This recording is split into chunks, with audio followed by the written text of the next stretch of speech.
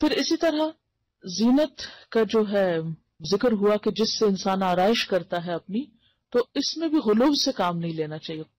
اب یہاں سے کوئی یہ نہ سمجھے کہ قرآن تو کہتا ہے بیوٹیفائی کرو اپنے آپ کو، لہذا جس طرح چاہو کرو. یہ معنی نہیں ہے اس کا، کیونکہ بیوٹیفیکیشن میں بھی اللہ تعالیٰ نے اور اس کے رسول صلی اللہ علیہ وسلم نے کچھ حدود مقرر کی ہیں. مثلا حدیث میں آتا ہے لعن الرسول علیہ الصلاۃ والسلام الواشمۃ والمستوشمۃ والواشرۃ والمستوشرۃ. رسول اللہ صلی اللہ علیہ وسلم نے لعنت فرمائی ہے گودنے والی پر، گودوانے والی پر، دانتوں کو نوکدار بنانے والی پر، اور اس پر جو دانتوں کو نوکدار بنوائے. یعنی ایسا طریقہ اختیار کرنا کہ جو پرماننٹ میک اپ کی قسمیں ہوتی ہیں، کہ مثلا یعنی ٹیٹوز جس کو کہتے ہیں، تو ٹیٹوز صرف بلو کلر کے نہیں یا بلیک نہیں ہوتے، بلکہ اب میک اپ کی غرض سے بھی استعمال ہو رہے ہیں، اس سے بھی منع کیا گیا ہے. یعنی گودنا جو ہے وہ اس میں شامل ہوتا ہے. اور اسی طرح جو دوسری چیز ہے دانتوں کو نوکدار بنوانا، یہ اس دور میں لوگ کیا کرتے تھے، گھسا گھسا کے دانتوں کی شیپ فرق کر لیتے تھے. بریسز لگانا نہیں مراد، وہ تو اس میں تو ٹریٹمنٹ بھی ہوتی ہے نا، لیکن ایسی بیوٹیفیکیشن کہ جس سے خلق میں تبدیلی ہو جائے. اس میں آپ دیکھیے حدیث میں واضح الفاظ میں آتا ہے، بخاری اور مسلم کی حدیث ہے کہ آپ صلی اللہ علیہ وسلم نے خوبصورتی کے لیے دانتوں میں درزیں بنانے والی، اپنی دانتوں کو اندر سے گھسا کے بیچ میں فاصلہ زیادہ کرنا، اس پہ لعنت کی ہے، جو در حقیقت اللہ کی بنائی ہوئی ساخت میں رد و بدل کرتی ہیں. یعنی کوئی بھی ایسا میک اپ کہ جس سے پرماننٹ چینج جسم کے اندر ہو خوبصورتی کی خاطر، وہ منع کیا گیا ہے. اس میں آتا ہے لعن اللہ المتفلجات للحسن، کہ حسن کی خاطر دانتوں کے اندر تبدیلی پیدا کرنا. اسی طرح لعن رسول اللہ صلی اللہ علیہ وسلم النامصۃ والمتنمصۃ. آپ صلی اللہ علیہ وسلم نے بال نوچنے والی پر اور اس پر جو کسی سے خدمت لے اس پر بھی لعنت کی ہے. اور اس میں بھی ایک تو وہ بال ہیں جو بیماری کے طور پر ہیں، جیسے چن پر یا لپس وغیرہ پر، تو وہ نہیں. ایک وہ ہے کہ جو آنکھوں کی جو بھویں وغیرہ ہیں ان کو تراشنے کے لیے بنائے جاتے ہیں، وہ شامل ہیں. نہیں، ویکسنگ نہیں آتی کیونکہ وہ اذیت کا سبب ہے نا. جو بال اعضاء میں آتے ہیں کہ عورت کو مرد بنا دے، یعنی بازوؤں پر یا چہرے پر ایسے بال کہ جو عورت کو عورت نہیں بلکہ مردوں سے مشابہ کر دیں، ان کو اتارنے کی اجازت ہے. اس سے منع نہیں کیا گیا. بلکہ اس میں آپ دیکھیے کہ طبرانی کی روایت ہے کہ ابو اسحاق کی بیوی جو نوجوان تھی اور خوبصورتی کی شائق تھی، حضرت عائشہ کی خدمت میں حاضر ہوئی اور پوچھا کہ عورت اپنے شوہر کے لیے اپنے رخسار کے بال، رخسار کہتے ہیں نا چیکس کو، صاف کر سکتی ہے؟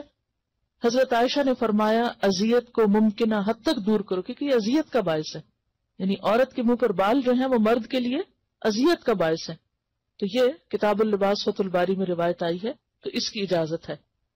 اسی طرح بالوں میں بال جوڑنا جو ہے، جوڑا بنانا یا بالوں کو کسی بھی طرح پیچ کر کے اس میں لگا کے خوبصورت بننا جو ہے، وہ بھی منع ہے.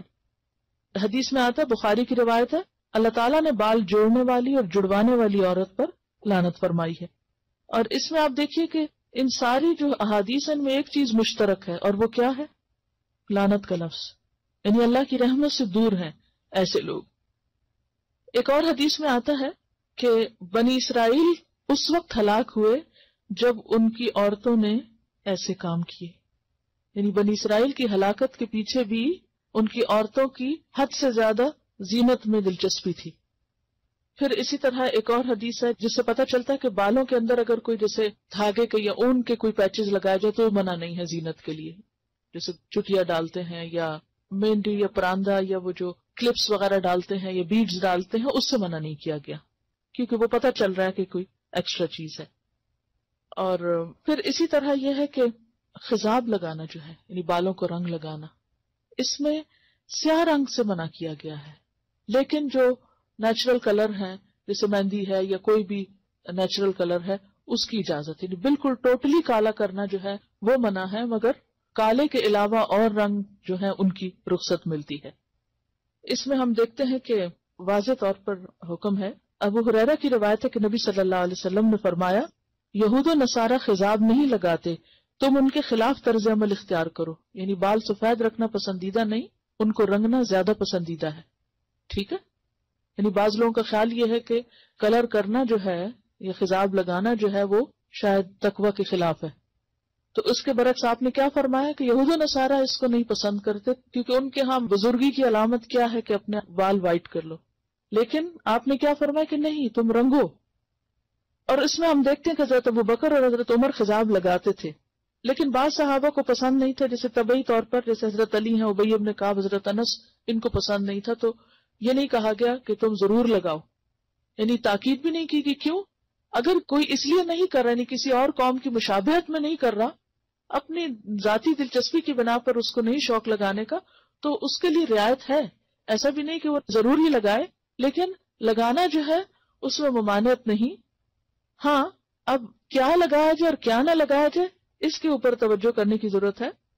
اور اس میں خاص طور پر جو صحیح مسلم میں روایت آتی ہے کہ بالوں کا رنگ بدل دو لیکن سیاہ خضاب سے پرہیز کرو، بالکل بلیک نہیں لگاؤ.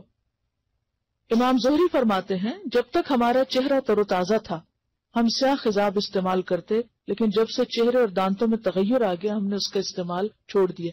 بالکل بلیک سے کیوں منع کیا گیا؟ کیونکہ یہ بھی ایک طرح سے دھوکہ دینے والی بات ہو جاتی ہے. آپ نے فرمایا بہترین چیز جس سے تم سفید بالوں کا رنگ بدل سکتے ہو وہ حنا اور کتم ہے. کتم جو ہے یہ یمن کی ایک بوٹی ہوتی ہے جس کا ریڈش بلیک کلر ہوتا ہے، سیاہ مائل بسرخ ہوتا ہے. اور حنا کا رنگ تو سب کو معلوم ہے.